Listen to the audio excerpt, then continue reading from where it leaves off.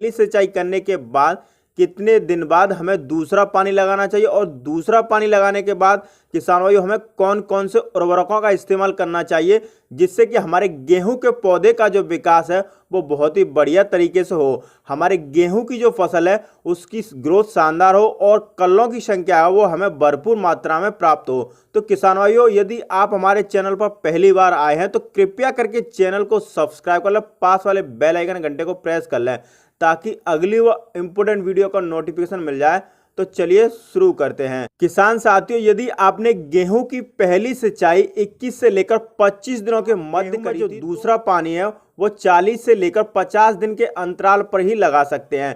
यह सबसे उपयुक्त समय माना जाता है। यदि इस समय आप सिंचाई करोगे किसान भाइयों तो कई सारे फायदे आपको मिलने वाले हैं, जैसे आपके पौधे का सही तरीके से विकास होगा, कल्लों की संख्या अधिक होगी, फुटाव भी काफी अच्छा होगा और आपको बढ़िया ग्रोथ देखने को मिल जाएगी। गेहूं में दूसरा पानी लगाने के बाद हमें कौन कौन सी खादों का इस्तेमाल करना चाहिए उनके बारे में जानते हैं। नंबर 1 पर किसान भाइयों आपको जिस खाद का प्रयोग करना है उसका नाम है किसान भाइयों यूरिया। जी हाँ किसान भाइयों, गेहूं की फसल में जब हम दूसरी सिंचाई करते हैं इस समय हमारे जो पौधा होता है उसको सबसे ज्यादा आवश्यकता नाइट्रोजन की होती है, क्योंकि नाइट्रोजन से किसान भाइयों हमारे पौधे की जो ग्रोथ होती है उसमें वृद्धि होती है, वो हमारी फसल को हरी भरी रखती है, कल्लों की निर्माण प्रक्रिया है वो बहुत ज़्यादा होती है। यदि इस समय हम यूरिया की मात्रा की बात करें किसान भाइयों तो आप इस समय पर 40 से लेकर 45 किलोग्राम प्रति एकड़ के हिसाब से यूरिया डाल सकते हैं।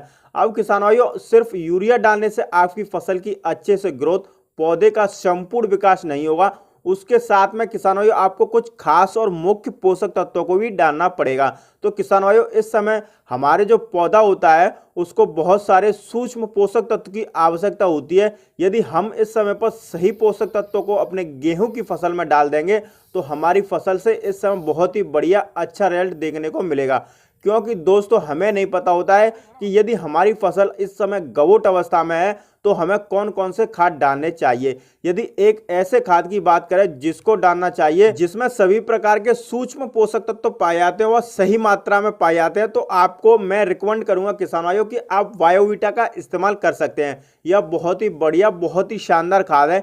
इसका रिजल्ट किसान भाइयों आपको काफी ज्यादा देखने को मिलता है। आपके पौधे को जो सूक्ष्म पोषक तत्व की आवश्यकता है उसकी पूर्ति हो जाएगी और इसको डालने से आपको बहुत सारे लाभ देखने को मिलेंगे।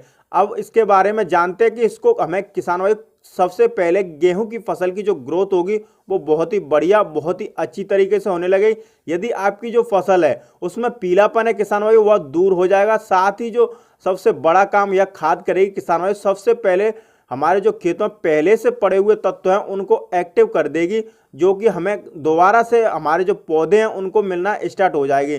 जैसे आपने डीएपी हो गया, एसएसपी हो गया, पोटास हो गया, यदि जमीन में वह पड़ा है किसान भाइयों इसका प्रयोग आप करेंगे तो आपका पौधा पुनः किसान भाइयों इनसे पोषण ग्रहण करना शुरू कर देगा। इसके साथ ही गेहूं में कल्लों की संख्या किसान भाइयों जो निर्माण की प्रक्रिया वो बहुत ही तेजी से हो जाएगी, जिसमें पौधे हैं जो कल्लों की संख्या वो अधिक से अधिक मिलेगी।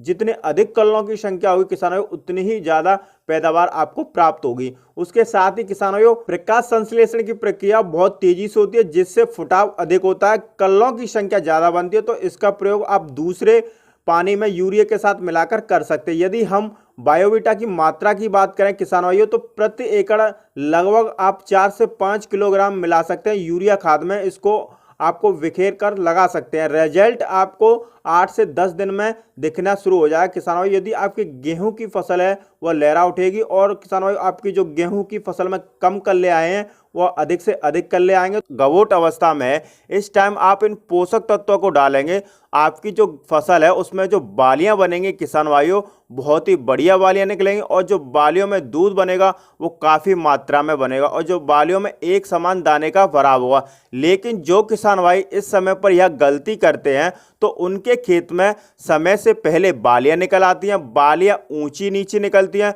तो हमें इस टाइम अपने गेहूं की फसल में यह गलती नहीं करनी है, सही समय पर सही खाद का प्रयोग करना है। जिन पोषक तत्वों को मैं आपको बता रहा हूं किसान भाइयों इनको आपको तब प्रयोग करना है जब आपके गेहूं की अवस्था लगभग 60 से 70 दिन के मध्य हो। इस बीच में यदि आप इनका प्रयोग करोगे तो आपको 100% रिजल्ट देखने को मिलेगा। सबसे पहले किसान भाइयों आपको लेना है यूरिया। यूरिया की जो मात्रा आपको लेनी है किसान भाइयों, लगभग 35 से 40 किलो प्रति एकड़ के हिसाब से लेनी है। अब इसमें जो सबसे पहला खास जो उर्वरक है उसको मिलाना, उसका नाम है किसान भाइयों फेरस सल्फेट, जो 19% वाला आता है। उसको आप दानेदार लेना है, लगभग 5 किलो प्रति एकड़ के हिसाब से इसमें मिलाना है। किसान भाइयों मैग्नीशियम सल्फेट लगभग 10 किलोग्राम, और साथ में आपको लेना है जिंक सल्फेट 5 किलोग्राम के हिसाब से, जो 33% वाली आती है।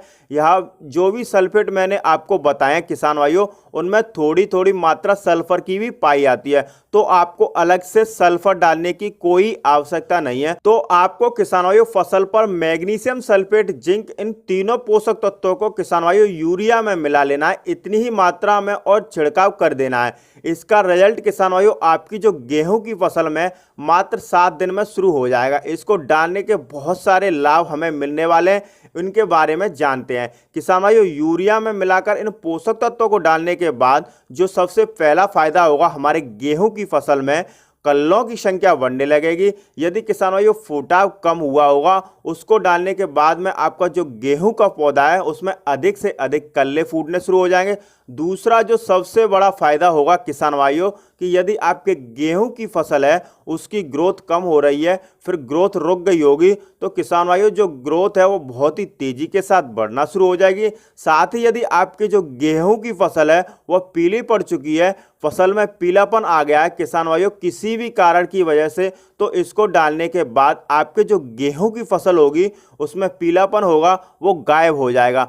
पोषक तत्वों को डालने के बाद किसान भाइयों हमारे जो गेहूं की फसल में प्रकाश संश्लेषण की क्रिया होगी वो बहुत ही अच्छी होगी, जिससे किसान भाइयों हमारा जो पौधा है वो अधिक से अधिक भोजन का निर्माण कर पाएगा।